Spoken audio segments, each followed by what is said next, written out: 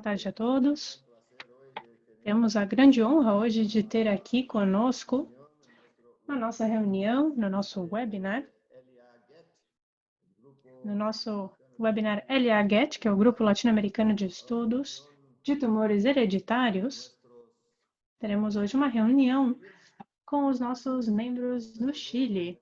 Hoje temos a honra de contar com duas pessoas que são muito importantes para o desenvolvimento dos nossos estudos de cânceres hereditários familiares no Chile. Temos aqui o meu amigo, o Dr. Francisco. A gente se conhece há 20 anos, não é, Francisco? E a Karen não faz tanto tempo, melhor não falar aqui do número de anos que já nos conhecemos. Senão vocês vão ficar tristes comigo.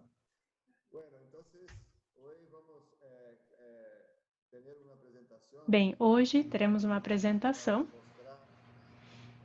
que irá nos mostrar todo o trabalho de muitos anos feito pelo Francisco, pela Karen, no Chile, especialmente no que se refere a câncer coloretal hereditário.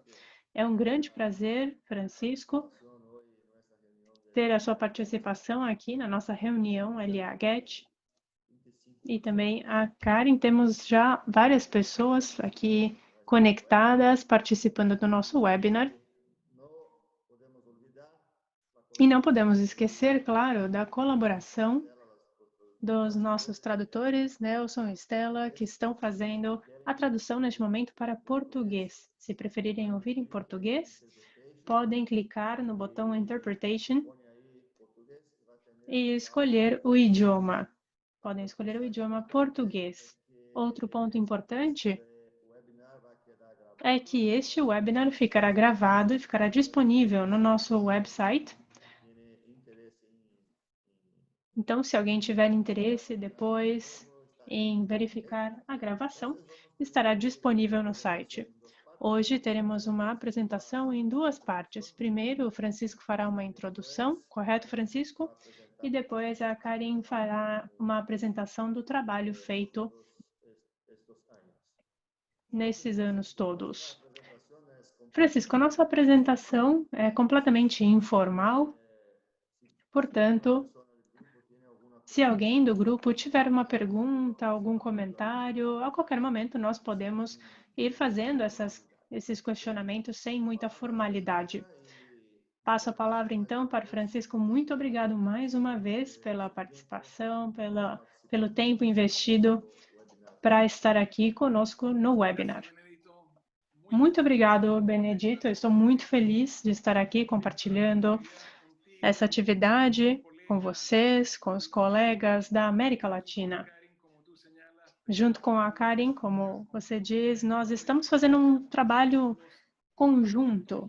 Estamos desenvolvendo esses aspectos gerais e, posteriormente, veremos mais detalhes. Para nós, quando começamos há 20 anos, Benedito, Carlos Sarauca, Carlos Baccaro e mais alguns colegas, mais alguns amigos, não sabíamos que tudo o que aconteceria. Sabíamos que havia um desenvolvimento muito incipiente ainda nos nossos países. Aqui no Chile, não sei se vocês estão vendo a minha tela já. Eu vou apertar aqui no botão, um segundo.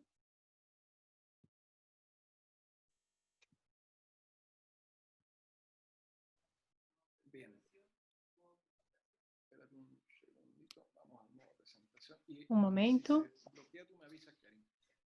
Acho que agora conseguiram ver, né? Bem, no caso do Chile,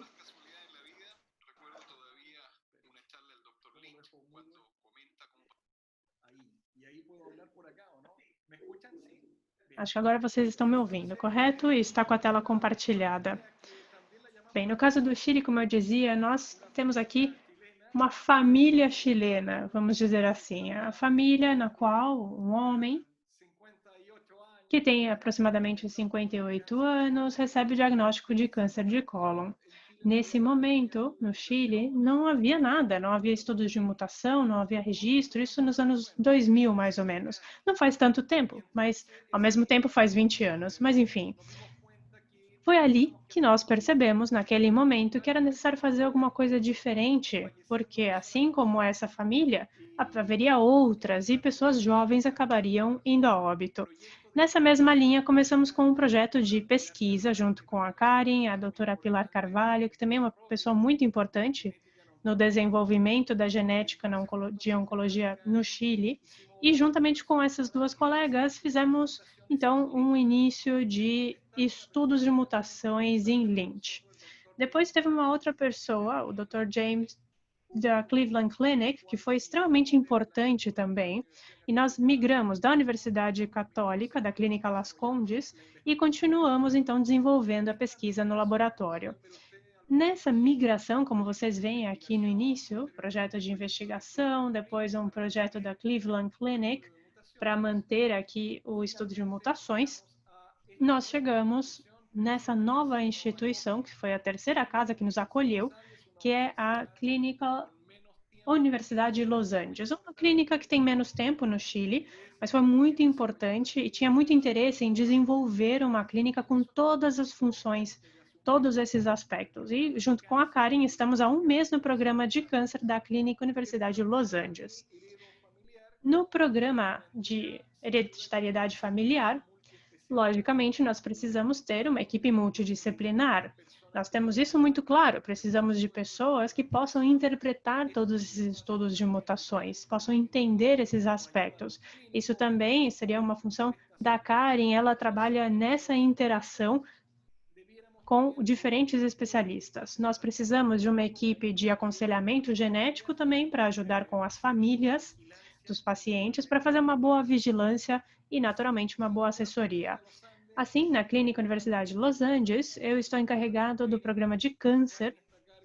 A Karen trabalha com a parte do programa de câncer heredofamiliar, como nós chamamos, e ali as âncoras seriam câncer coloretal, mama, ovário e o programa de tumores de neuro e oncológico. E nós temos pessoas já encarregadas dessa parte, essa parte endócrina também. O nosso registro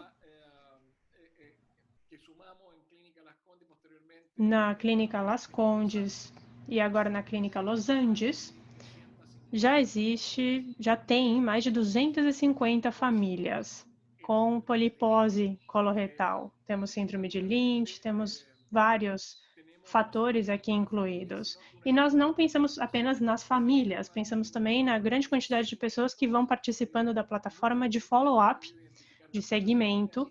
Em muitos deles a gente vai identificando as mutações, vai vendo as variantes de polipose clássicas, a juvenil, Poitz-Jägers, outras poliposes, nós vimos também algumas de PAF e outras poliposes diferentes, que a Karen vai comentar depois. Em conjunto aqui com a questão de pesquisa, eu estava até conversando com o Benedito, na América Latina, a ideia era entregar, digamos, um profissional que tivesse um conhecimento de aconselhamento genético. Nos Estados Unidos, eles têm algum tipo de carreira nesse sentido. E na América Latina, isso faltava. Então, junto com a Universidade do Chile, a Mônica Alvarado, que é uma chilena que trabalha nos Estados Unidos, começou a trabalhar mais nesse sentido.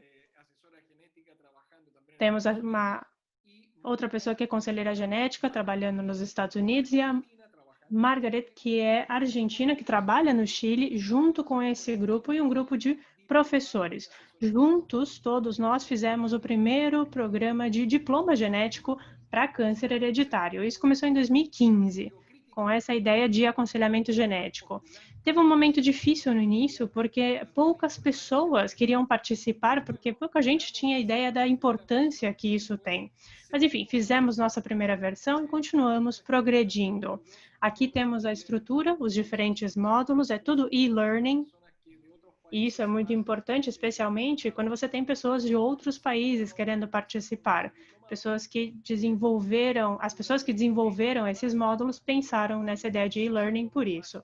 Aqui tem genética humana, tem síndromes mais relevantes nessa área, e cada módulo vai focando em algo mais específico. E no final temos uma oficina presencial, para focar em algumas atividades. Esse programa de diploma será mantido, mesmo a gente não estando mais na Las Condes, a gente faz isso com a Universidade do Chile, então não tem problema. Estamos trabalhando, inclusive, na próxima versão de 2021, que vai começar em março.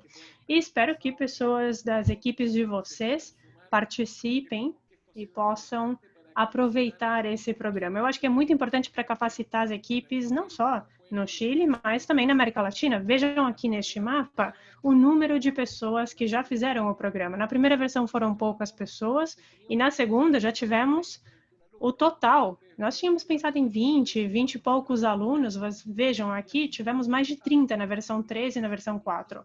Então, vemos que tem pessoas de diferentes países da América Latina, muita gente da Colômbia. O Jorge, por exemplo, foi uma pessoa extremamente importante para fazer a promoção e estimular esse programa na Colômbia. Ele mandou muitas pessoas para esse programa, alguns alunos da Argentina também, etc. Agora, no Chile, os nossos alunos do programa de diploma estão com o Dr. Benavides, Dr. Cláudio Benavides, que trabalha no centro do Chile. Aqui vocês estão vendo, fica em Concepción, e já tem ali um registro de câncer coloretal hereditário, e aqui vocês conseguem enxergar, então, a quantidade de pacientes, de familiares que são atendidos graças a isso. É um grande esforço no hospital público no Chile, que provavelmente é o hospital principal, o hospital público maior, que fica no Hospital Regional de Concepción. Esse conhecimento nos permitiu, então, ter outros médicos interessados, outros especialistas querendo fazer isso. Aí o Cláudio tem no registro as diferentes famílias, o número de famílias que estão no registro. Esse aqui é o Dr. Cláudio Reine Osorno. Aqui vocês estão vendo na foto Osorno, que é mais no sul do Chile, fica ao sul de Santiago.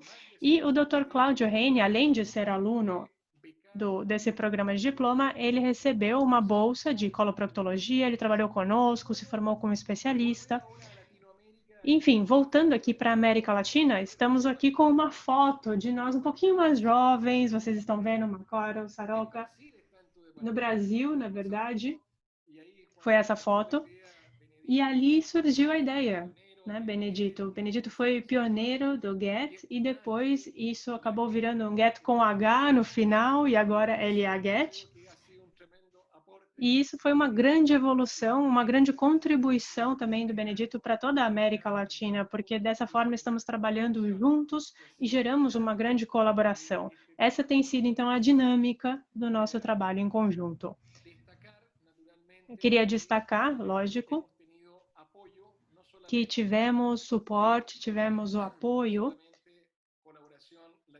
não só da América Latina, mas também fizemos alguns cursos, como vocês estão vendo aqui no slide, com o CGA. Tivemos o Insight, que foi uma grande conquista do Dr. Benedito. Tivemos em grandes proporções aí o Insight e fizemos o Endosur. Aqui vocês veem na foto, nós todos muito orgulhosos. Estamos na Clínica Las Condes aqui, num dos nossos cursos em 2008. Genturp também, muito importante para nós.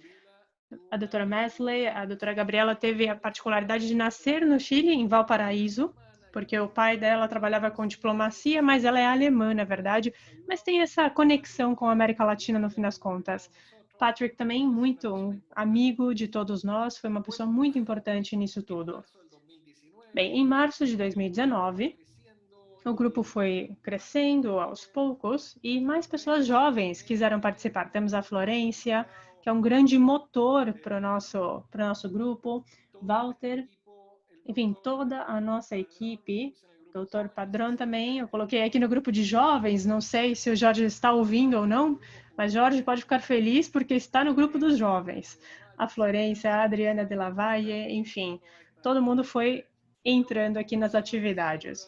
Só para concluir, o que eu poderia dizer aqui é que já temos 20 anos desde que começamos aqui no Chile e estamos muito orgulhosos de dar suporte a outros centros aqui no Chile. Estamos muito felizes porque estamos podendo apoiar geneticistas e clínicos que têm esse interesse na América Latina. Estamos apoiando essa iniciativa do Dr. Benedito e pudemos também colaborar com esse programa de diploma de aconselhamento genético em câncer hereditário familiar aberto para a América Latina. E eu vou deixar a Karen dar mais informações sobre esse trabalho. Vou passar aqui a palavra para ela e vou parar de compartilhar a minha tela. Perfeito, muito obrigado. Eu acho que uma parte fundamental, muito importante do trabalho desenvolvido pela Karen e por outras pessoas foi a organização desse aconselhamento genético, o e-learning e também as possibilidades do desenvolvimento de um projeto de educação. Nessa área que nós precisamos muita ajuda. Então, realmente, é um ponto que eu gostaria de deixar muito claro aqui. Do meu ponto de vista, uma das coisas mais importantes que foi desenvolvida no nosso meio de educação continuada, desenvolvimento dos profissionais, recursos humanos, para descentralizar, como você mostrou, outras pessoas que estão participando. Eu acredito que é uma iniciativa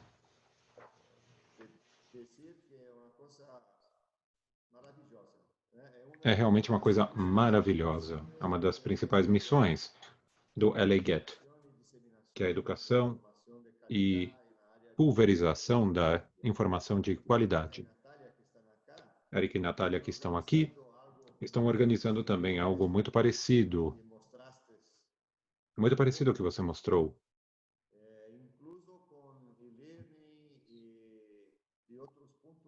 E teremos e-learning e outros pontos em conjunto.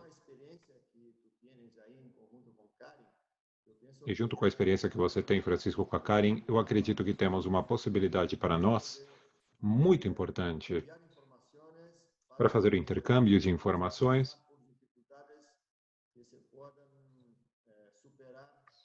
para, assim, superar as nossas dificuldades utilizando parte da sua experiência. Então, gostaria aqui, por favor, se você pode fazer um comentário no que diz respeito ao curso de aconselhamento genético. Ela vai falar em português e faremos a tradução para o canal do espanhol. Boa tarde.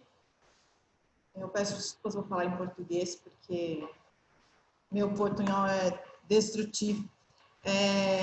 Nós estamos planejando, né, esse curso de Medicina Genômica em Câncer, e realmente tem muitas semelhanças com o projeto de vocês, porque tem uma parte AD, né, de learning, e a outra parte que a gente chama de imersão.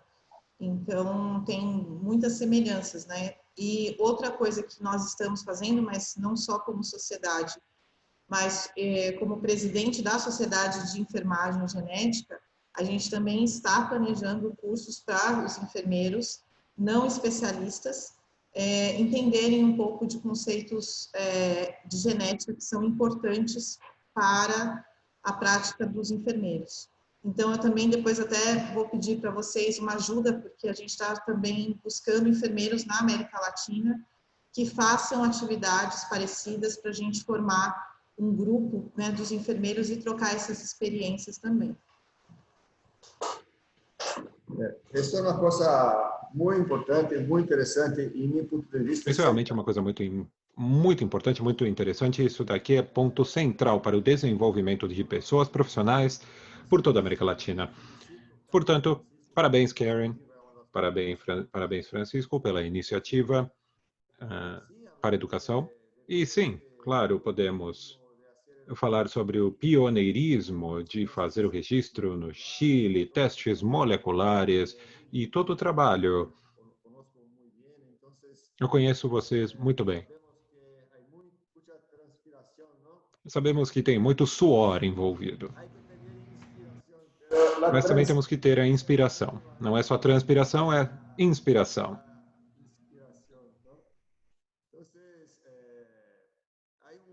Há uma barreira Tem uma barreira importante que é o idioma, portanto, por mais parecido que seja o português e o espanhol, temos um limite. Fazer um curso em espanhol e um curso em português, temos essas limitações.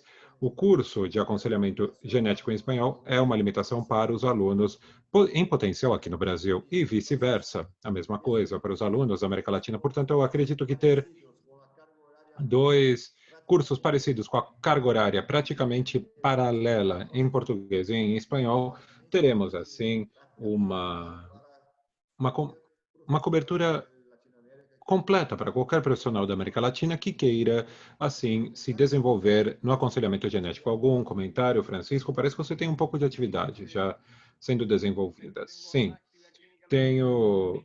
Bem, eu adoro a ideia, Benedito. Na verdade, eu já falei com a Karen, mas não em detalhe. Eu entendo que algo deva ser desenvolvido também na Colômbia. Para nós, o objetivo sempre foi difundir conhecimento. E, obviamente, temos uma barreira idiomática. E, sim, temos que ter, bem, a plataforma que vocês estão desenvolvendo também no Brasil. Todos crescemos em paralelo. Eu acho que o objetivo final é o conhecimento para melhor ajudar o paciente, ajudar as famílias que estão sofrendo e ajudar a gerar conhecimento e apoiar, assim, bem, me parece que esta é uma... Nosso grupo é uma grande exceção na América Latina e temos que gerar essas redes de colaboração e apoio entre nós. Correto. Colaboração é muito importante para ter mais sucesso no nosso caminho. Então, juntamos as forças. É algo muito importante para nós. A cultura latino-americana não é essa, parece que as pessoas querem caminhar sozinhas pelo êxito individual, mas o sucesso individual não é o que, na minha opinião, deve ser o último objetivo. Temos que trabalhar juntos e assim podemos atingir os objetivos em conjunto de forma mais rápida, sem ter que passar pelas intercorrências que podemos evitar com a experiência de outros profissionais, como vocês, por exemplo, que trabalham tanto com esse curso. Eu realmente sou um entusiasta, fã desse tipo de ferramenta e ter a possibilidade de fazer esse e-learning, essa aprendizagem remota. Bem, com a falta de recursos, as pessoas não têm como viajar e como sair da sua cidade. Portanto, a ferramenta online é fantástica. Muito obrigado, Francisco. Pode ficar tranquilo, se você precisa se ausentar. Eu vou ficar aqui então com a Karen. Karen, por favor, se você pode iniciar a sua apresentação e compartilhar a tela. Muito obrigado. Muito obrigado, Francisco.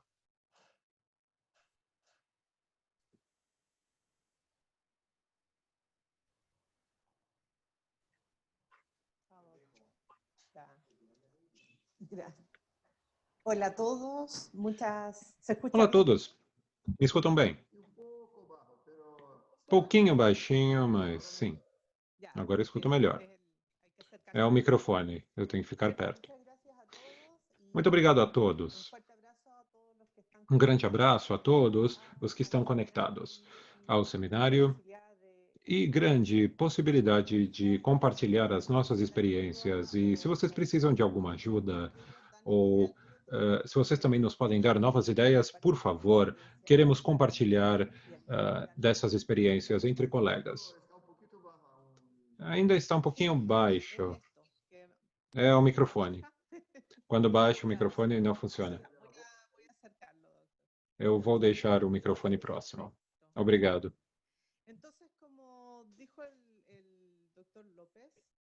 Como disse o Dr. Lopes, se você não avança aqui o meu slide, agora. Como disse o Dr. Lopes, tivemos um trabalho já de 17 anos fazendo pesquisa e para isso postulamos diferentes projetos que assim permitiram implementar diferentes técnicas. Vejam, no começo começamos fazendo técnicas como PTT, técnicas que permitiam fazer a pesquisa de várias famílias, pesquisa gênica.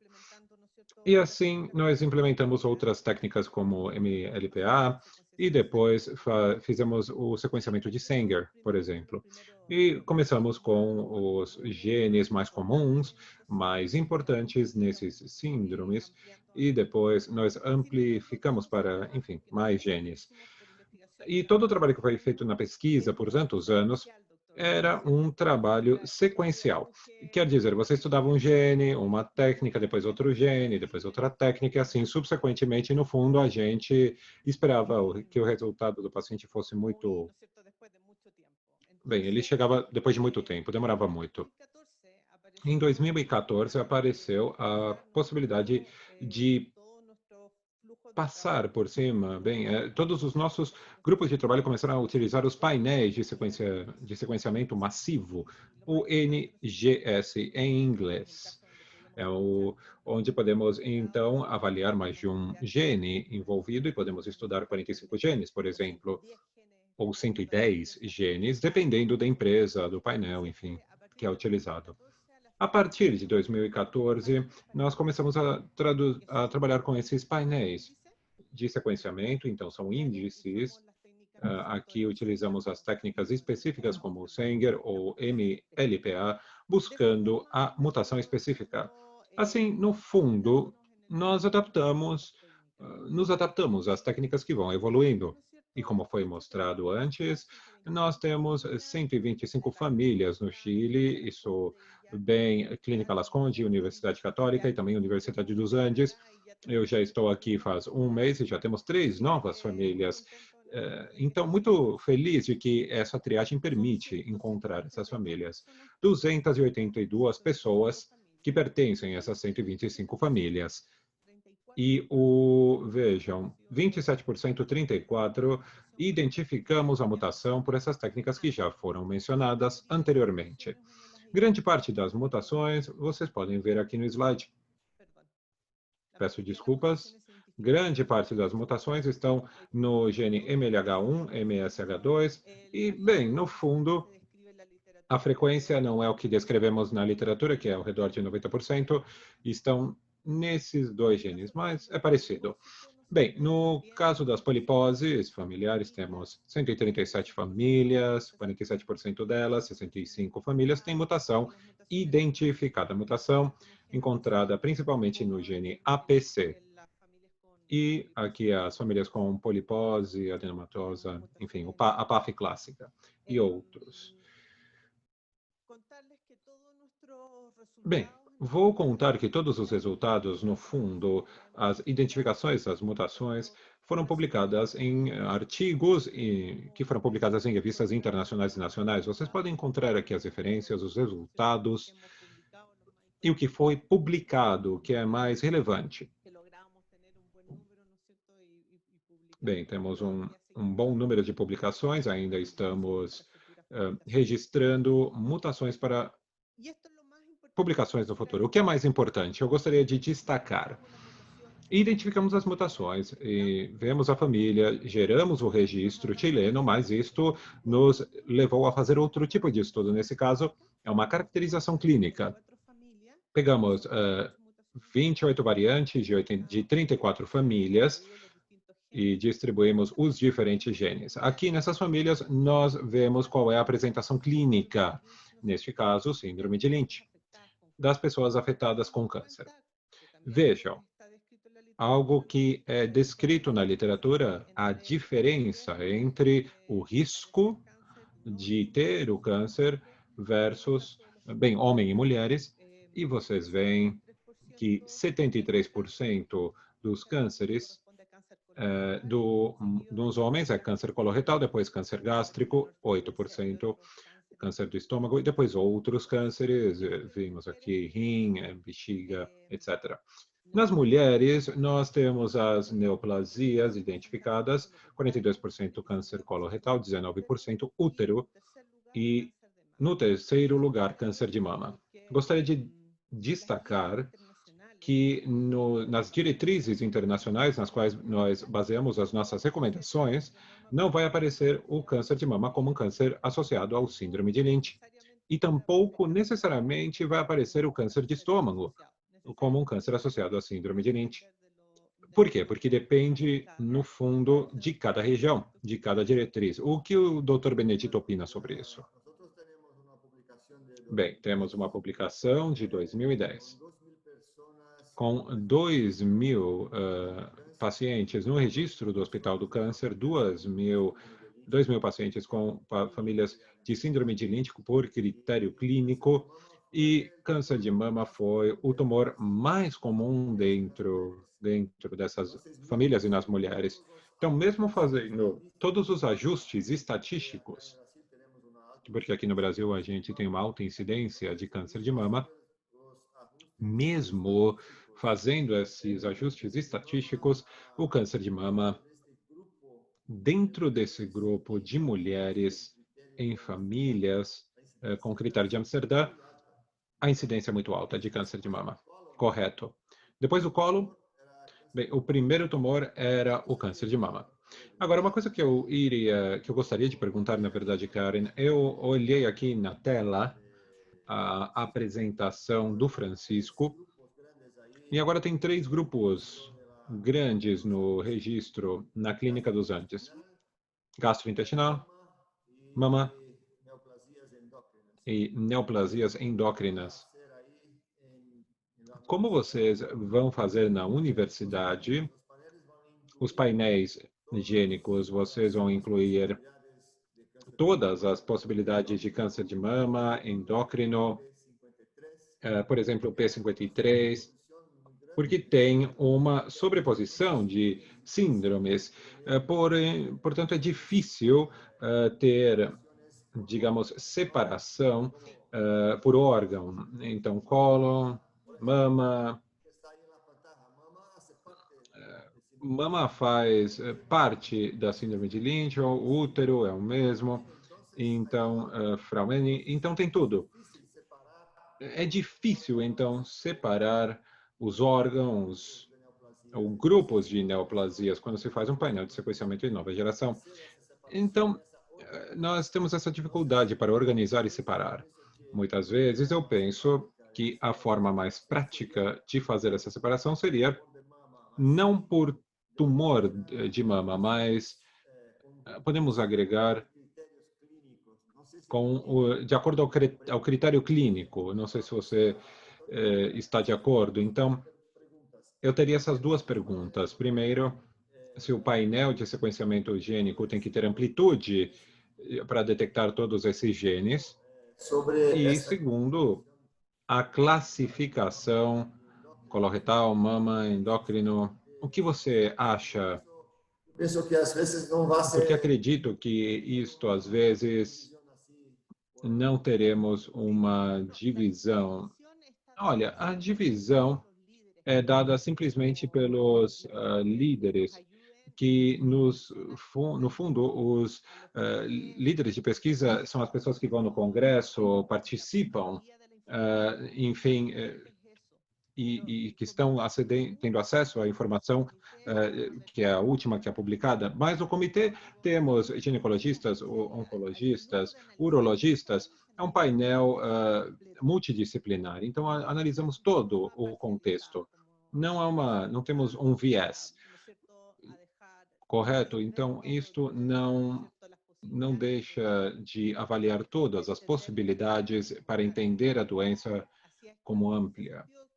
Então, nesse sentido, doutor, é somente Bem, temos que gerar o líder, a líder, para que essa pessoa seja a pessoa que nos atualiza, mas as famílias são analisadas de forma homogênea.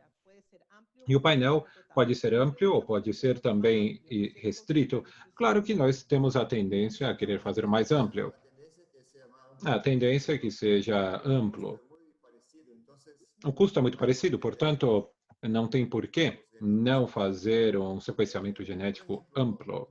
Vejam outra pergunta. Uma pessoa com sarcoma ou CDH1, onde você faz essa classificação? Nesses grupos, bem, CDH1, você poderia chegar por câncer de mama, porque no fundo você vai encontrar na família, ou você pode chegar pelo contexto do câncer coloretal. Temos 2 pontos de entrada dessa família, ou mais de um no aconselhamento genético. E aqui temos o grupo, por exemplo, de gastrointestinal. É daí que vem o diagnóstico.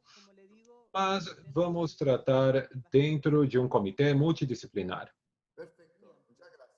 Perfeito, muito obrigado.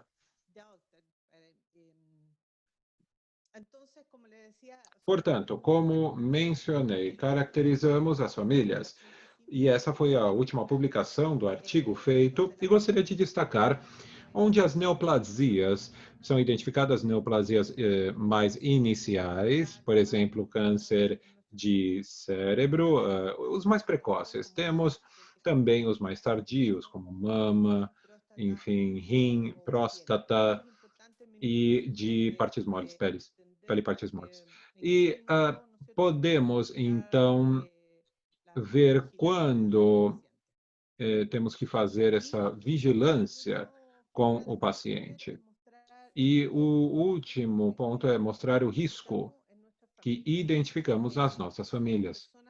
Essas são pessoas com a mutação identificada e analisamos o primeiro câncer desenvolvido, por exemplo, para o câncer coloretal.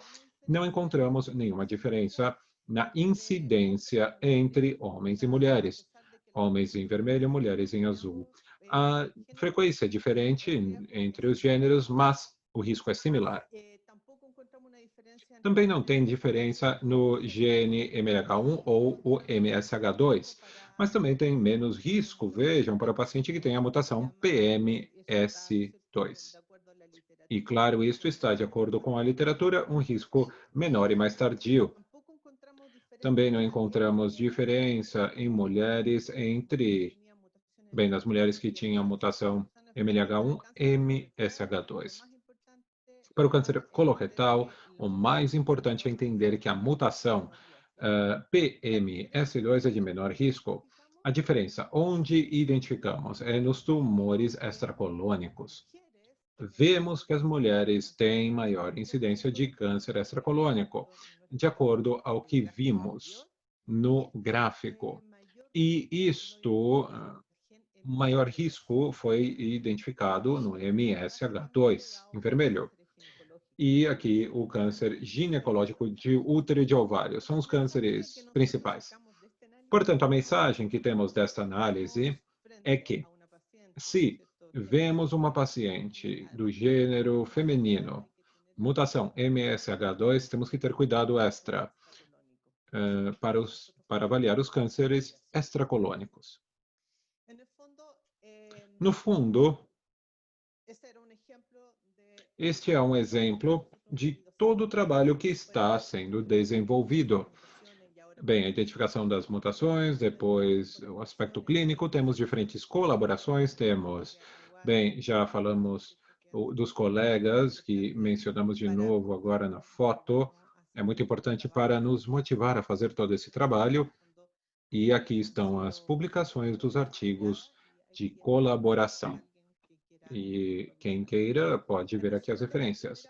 O resumo da primeira parte, portanto, é o desenvolvimento do nosso grupo e, no fundo, a pesquisa permite a melhora do conhecimento sobre a doença na população e assim pedimos que vocês registrem as suas variantes, façam segmento, follow-up dos pacientes, participem nas redes de contato da América Latina e publiquem os seus resultados. Muito importante, muito difícil, mas é importante publicar, ou pelo menos que a informação esteja organizada para que, quando aconteça a colaboração, esses dados possam ser incluídos. Segunda parte, como mencionei do nosso desenvolvimento, foi o programa de câncer hereditário familiar.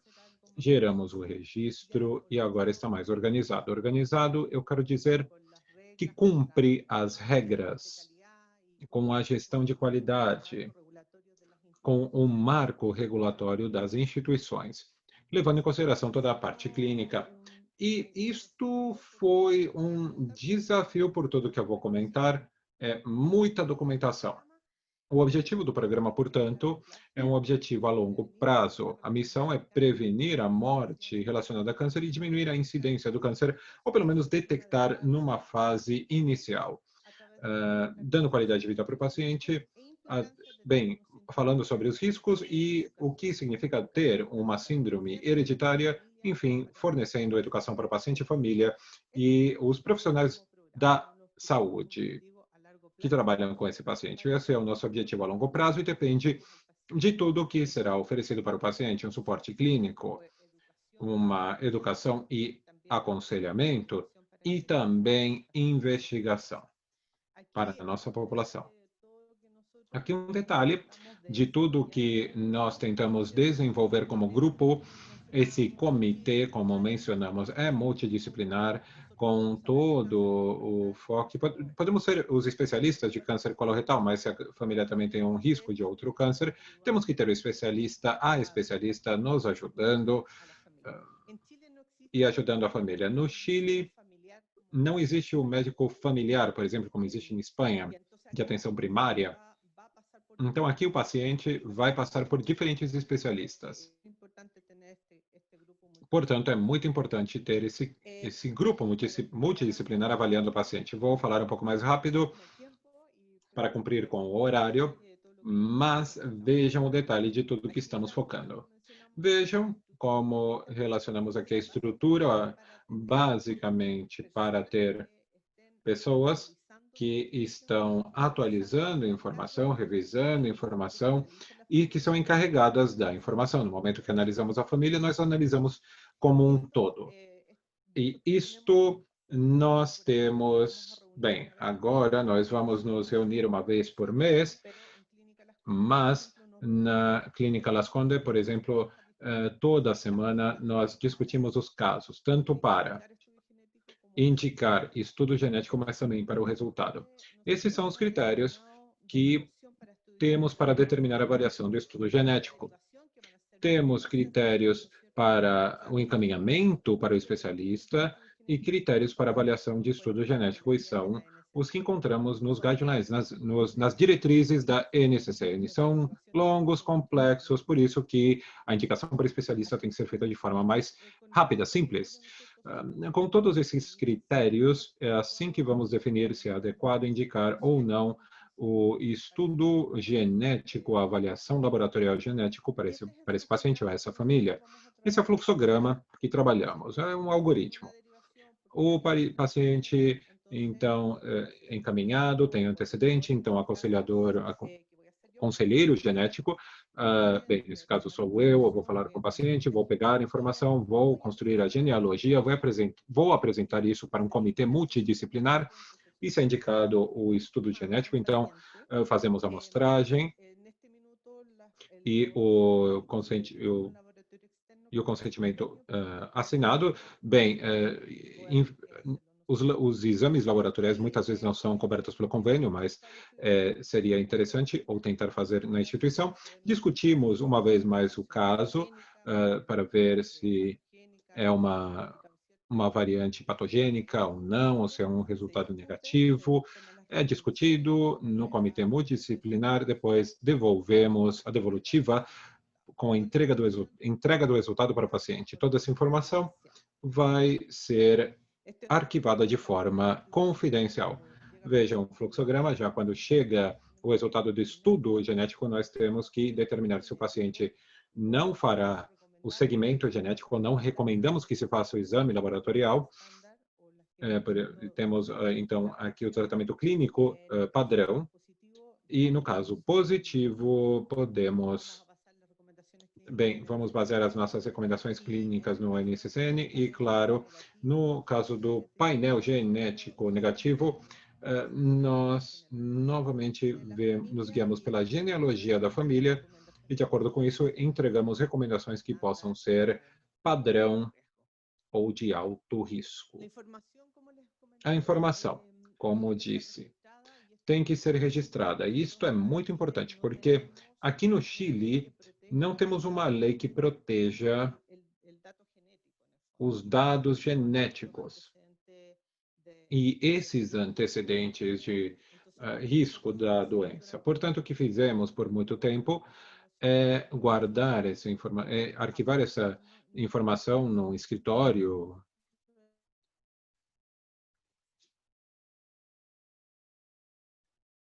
Peço desculpas, tivemos um problema técnico.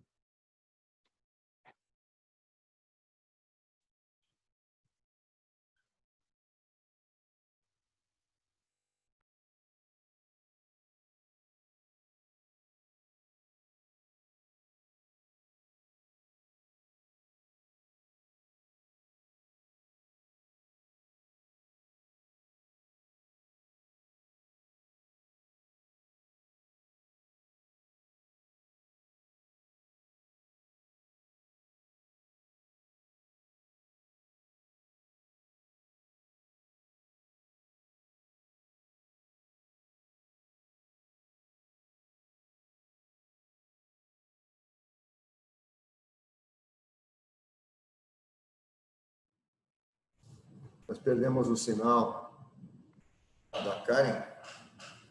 Ela deve ter tido algum problema técnico lá no Chile. Vamos entrar em contato aqui por via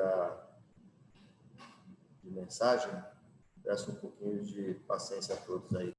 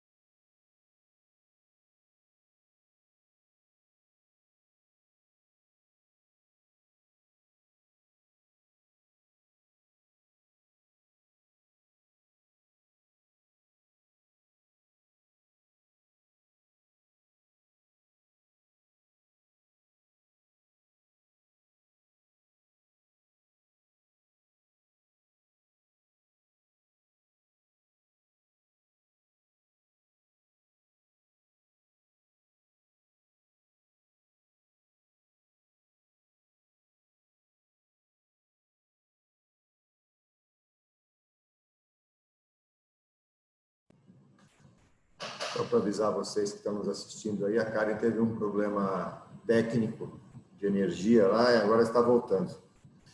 Deu certo, Karen? Tudo certo? Es que estoy en la cordillera. Desculpe, é que eu estou aqui na cordilheira. Aqui na cordilheira tem pouco sinal. Desculpem, desculpem.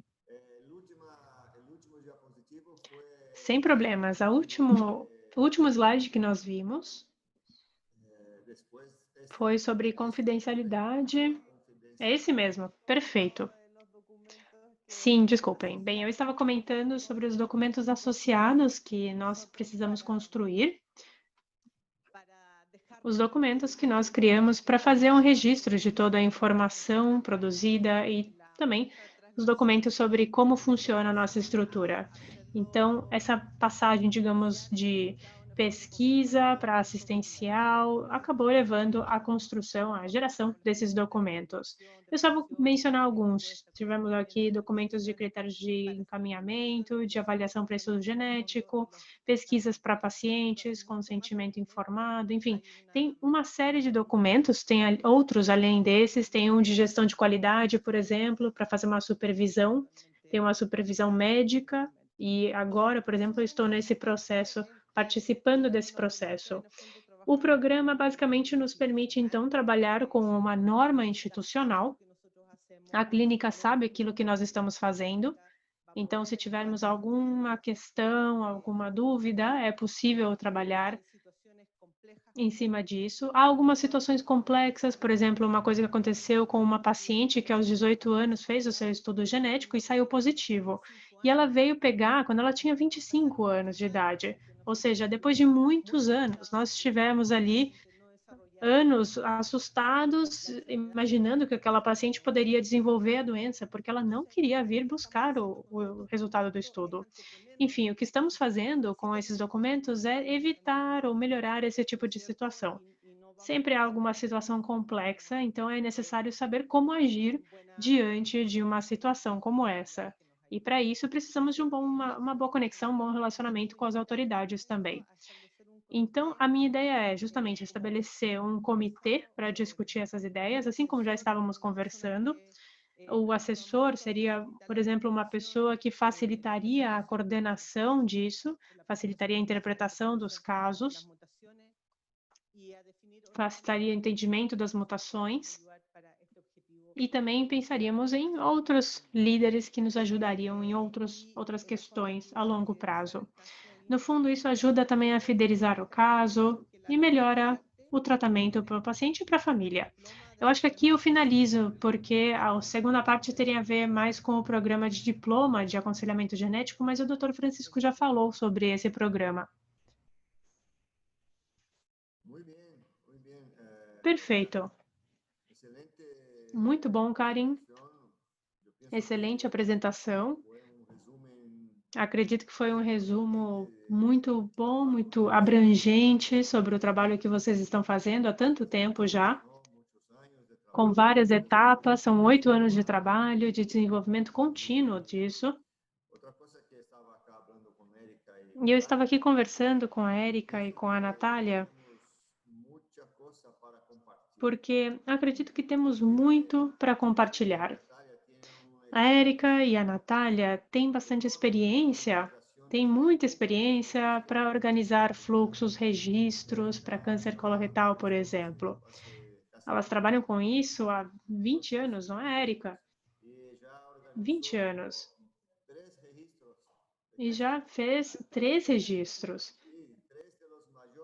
Excelente. Sim, são 3 dos principais registros aqui na cidade de São Paulo. Então, as duas têm muita experiência. Tem um outro registro, por exemplo, aqui no estado de São Paulo, não na cidade de São Paulo. Portanto, as duas pessoas que eu tenho aqui ao meu lado têm realmente ampla experiência e poderiam contribuir, de certa forma, para que nós possamos fazer um intercâmbio de informações, dos fluxos, processos, porque é muito parecido com o que nós temos. Inclusive na parte de documentação, etc. Essa questão da confidencialidade. Então, há muitos pontos que são parecidos, mas não iguais. E como vocês utilizam o mesmo software, Progeny, é o mesmo software que nós utilizamos aqui. Portanto, eu acredito que haveria uma boa possibilidade de fazer esse intercâmbio de informações, esse compartilhamento de dados para o futuro. Se quiser concluir a apresentação, fechar a tela, aí podemos começar. Muito bem. Como eu dizia, poderíamos pensar nessa possibilidade de colaboração futura. Basta organizar os dados de uma forma semelhante, de uma forma simples, para depois poder fazer uma comparação de informações. Eu acho que seria muito interessante poder fazer isso no futuro. Apenas uma pergunta aqui para concluir, porque temos poucos minutos. Os pacientes que não têm tumor, os familiares que têm mutação identificada, mas não têm o tumor, essas pessoas são assintomáticas, são pessoas normais, que têm, digamos, um risco mais alto para desenvolver aquilo. Quem é que faz o follow-up, o segmento, o acompanhamento desses pacientes? Essa é a pergunta, porque essas pessoas não têm câncer. Então, elas vão numa consulta no departamento de oncologia ou elas vão numa outra clínica de alto risco? Como é que é feito esse acompanhamento? Bem, aqui, cada paciente vai à instituição que o seguro cobre, basicamente. Então, tem gente que vai para o sistema público, tem gente que vai para o sistema particular. E cada paciente tem a liberdade de escolha, né, de escolher o médico que quiser para fazer o seu acompanhamento. Então, nesse sentido, nós não temos um centro, digamos, para receber todas essas famílias. Acho que isso também é um ponto que está pendente aqui em toda a nossa região. Isso faz parte da experiência que nós precisamos melhorar para poder dar mais garantias para esses pacientes, para poder identificar de forma precoce qualquer tipo de doença. Então, nesse sentido, doutor, o acompanhamento, pelo menos o que eu faço, é fazer o seguinte: eu ligo, pergunto se a pessoa está bem, se está tudo sob controle, e no fim eu anoto os resultados e fico sabendo se houve pólipos, se foram identificados pólipos naquela situação. Mas é uma ligação telefônica. Eu sei que vocês têm uma outra ferramenta, não é verdade? Uma plataforma? É um challenge, não? É um desafio muito Não, grande. isso é um desafio muito grande.